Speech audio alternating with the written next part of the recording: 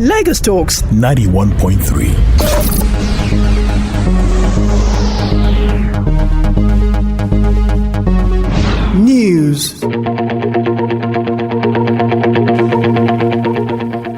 The federal government is proposing to spend 19.76 trillion naira in the year 2023, according to its budget, with a deficit of 11.3 trillion naira. Minister of Finance, Budget and National Planning Dr. Zainab Ahmed had made a declaration yesterday while addressing the sitting of the House of Representatives Committee on Finance on the 2023-2025 medium-term expenditure framework. Ahmed said government was projecting revenue of 8.46 trillion naira for the year 2023, 1.9 trillion naira of which will come from oil-related sources, while the balance will come from non-oil sources.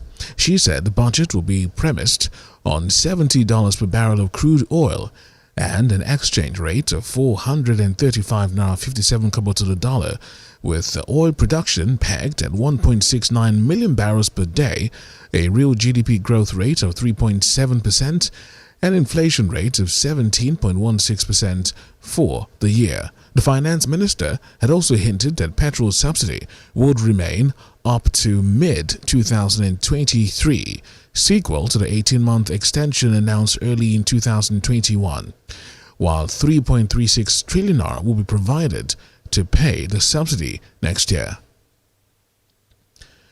The Federal High Court in Lagos has halted the National Broadcasting Commission (NBC) from revoking the licenses of over 50 broadcast stations in the country and shutting down the stations for allegedly failing to renew their licenses. Justice Akintayo Aluko of Court 8 had granted an order of interim injunction on Monday following the hearing of an argument on motion ex parte by the Socio-Economic Rights and Accountability Project (SERAP), as well as the Nigerian Guild of Editors. SERAP and the NGE had last week filed a lawsuit against the President and the NBC, asking the court for a declaration that Sections 10A of the third schedule to the NBC Act, which was used by the Commission, is unconstitutional and unlawful, as it violates freedom of expression. The suit is now adjourned to the 8th of September this year for hearing. Still on legal matters, the Federal High Court in Abuja has thrown out a suit by the federal government to extradite the suspended Deputy Commissioner of Police embattled Abba Kyari to the United States of America. In his ruling yesterday, Justice Inyang Ekwo had struck out a suit on the grounds that the application is incompetent, lacked merit, and was instituted in bad faith. The judge insisted that the current administration has no basis to file the extradition request, having commenced trial in a case filed against Kyari by the National Drug Law Enforcement Agency, the NDLEA. The federal government had filed the extradition charges against Abba Kyari to pave way for his extradition to the U.S. to answer fraud allegations, money laundering, and identity theft. The Inspector General of Police, Usman Baba, has declared that attacks on police officers on official duties will no longer be tolerated. The police IG had also ordered all police commands and formations to ensure immediate prosecution of anyone who assaults policemen, regardless of the causative factors. And this was contained in a statement signed on Monday by Force Public Relations Officer Muyiwa Adejobi, the Inspector General of Police, while reiterating the commitment of the force to ensuring the protection of lives and property, stressed the importance of according respect for the fundamental rights of police officers and other security operatives in order to enable them advance their sacred mandates of serving and protecting citizens better and maintenance of law and order. In politics, the People's Democratic Party has welcomed a former governor of Kano State, Ibrahim Shekarau, back to its fold after Shekarau had been in the new Nigeria People's Party, the NNPP, for about 3 months. Shekarau had earlier hinted at defecting from Rabiu Kwankwaso's NNPP, citing betrayal of trust. Shekarau had in May this year parted ways with the Kano State Governor Abdullahi Ganduje and dumped the APC for the NNPP, taking thousands of his supporters along with him. In 2014, Shekara, who was one of the founding fathers of the ruling APC, had dumped the party for the PDP in protest against what he described as handing over of the party's structure in Kano State to Kwakwanso, the then governor of the state, following Kwakwanso's defection to the party from the PDP. Constitutional lawyer and pro-chancellor and chairman of the governing council for Adekunle Ajase University in Ondo State, Dr. Tunji Abayomi, has reaffirmed that the APC presidential candidate Bola Ahmed Tinubu has the requisite experience and popularity to triumph in next year's elections. The constitutional lawyer, in his statement released in Akure, is also of the view that no amount of intimidation or blackmail will stop Tinubu from realizing his presidential ambition. Dr. Abayomi, who declared he believes the former two-term governor of Lagos State will transform the country to a 21st century nation, submitted that his accusers have failed to prove that Tinubu's educational qualifications are fake. The constitutional lawyer had also noted that the APC presidential candidate is a detribalized Nigerian who has given thousands of non-Yorubas opportunities to excel in Lagos and beyond, being a wealthy man before becoming governor of Lagos State. The Academic Staff Union of Universities ASUU has expressed dissatisfaction with the federal government over response in its demands and declares a comprehensive, total and indefinite strike. ASUU President Professor Emmanuel Osodeke, in a statement issued after the union's National Executive Council emergency meeting early yesterday, said none of the issues which forced the union to resume the suspended strike as listed in the December 2020 FGN ASUU MOA had been satisfactorily addressed by the government to date. The union president said ASUU's struggles are to save Nigerian public universities irrespective of ownership, federal or state, and empathize with the students, the parents, and other stakeholders in the nation's universities. However, he reaffirmed its belief in the sanctity of a stable academic system.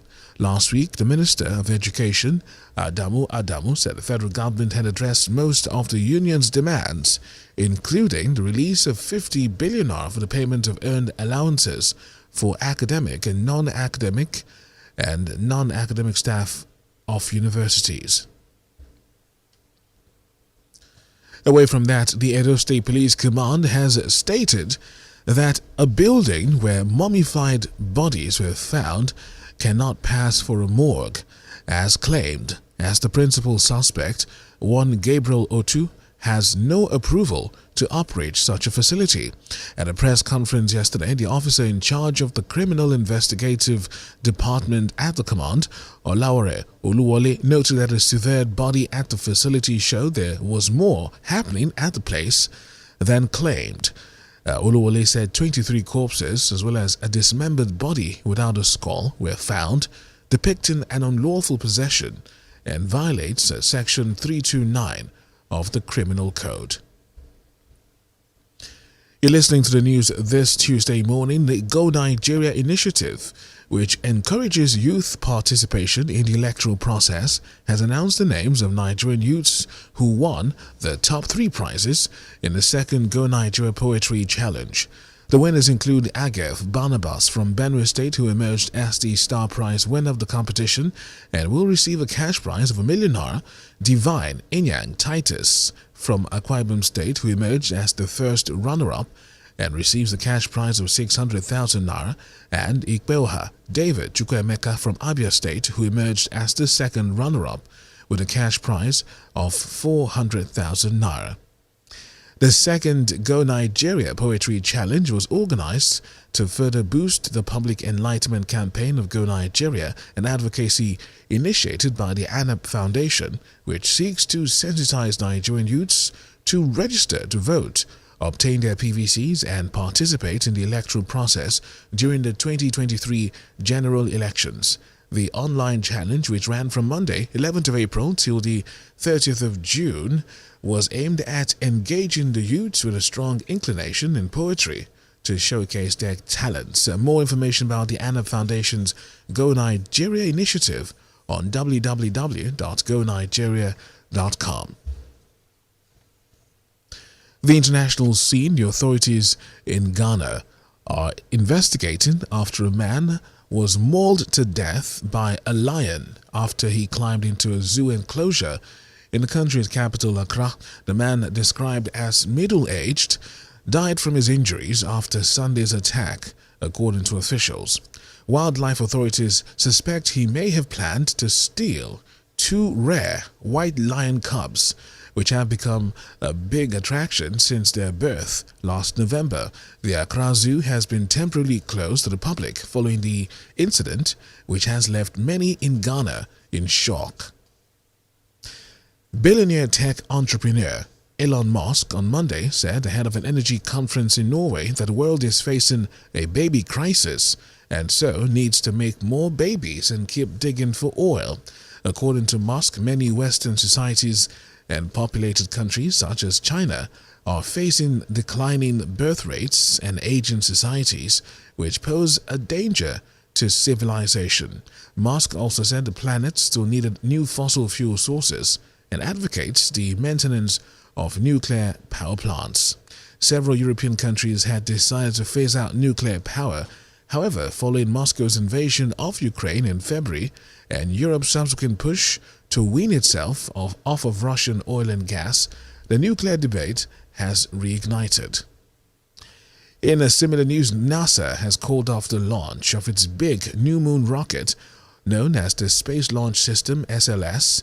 Controllers had struggled to get an engine on the 100 meters tall vehicle cooled down to its correct operating temperature on Monday. The SLS is the biggest rocket ever developed by NASA and will be used to send astronauts back to the moon. The maiden flight, part of NASA's Artemis program, is just a demonstration with no one on board. However, ever more complex missions are planned for the future, which will see people live on the lunar surface for weeks at a time. Nigeria's Diaspora remittances continued its upward trend in the first quarter of the year, rising by 20.3% year-on-year to $5.16 billion from $4.29 billion in the same period of last year. Data from the Central Bank of Nigeria shows that remittances from Nigerians working abroad have been on the upward trend since the third quarter of 2020. On a quarter-on-quarter basis, remittances rose by 2.6% in the first quarter of this year from $5.03 billion in the fourth quarter of 2021. This represents the 7th consecutive quarterly increase in diaspora remittances. Market indices from the Nigerian Exchange Limited, the NGX, on Monday showed a 0.01% loss. The all-share index, which opened with 49,682.15, declined by 5.4 basis points to close at 49,676.75. Similarly, market capitalization closed at 26.794 trillion naira after losing 2.91 billion naira. Analysis of Monday's market activity showed trade turnover settled lower relative to the previous session, with the value of transactions down by 54.12%. A market breadth closed positive, with 16 stocks advancing while 8 declined. Jaiz Bank recorded the highest volume of shares, trading 40.4 million shares worth 36.17%. In all, investors bought and sold 222.66 million shares valued at 2.13 billion naira, achieved in 4,350 deals. And lastly, we go on to the exciting world of sports, where Spain clinched the FIFA Under-20 Women's World Cup 2022 trophy as they defeated Japan 3-1 in the thrilling final at Estadio Nacional de Costa Rica on Sunday. Pedro Lopez's side defeated the same opponents by the same score to avenge their loss to Japan in the 2018 final. With the win, Spain ended Japan's undefeated streak for the last 9 matches in the Under-20 Women's World Cup. In the meantime, Brazil outclassed the Netherlands 4-1 to claim the 3rd position in the tournament.